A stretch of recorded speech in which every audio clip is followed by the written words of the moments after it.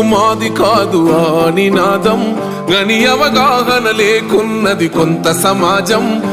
రాజ్యాంగం ప్రతిఫలాలు పొందుతూ జనం గది అంటేందని అడిగే అవివేకుల దేశం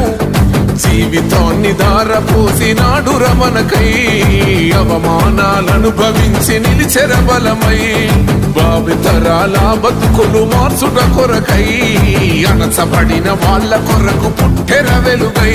నువ్వు చదువుతున్న ఈ చదువు ఆయన రాత నువ్వు చేసుకునే ఈ నౌకరి ఆయన రాతే నువ్వు పొందే ఏ పదవైనా ఆయన భిక్షే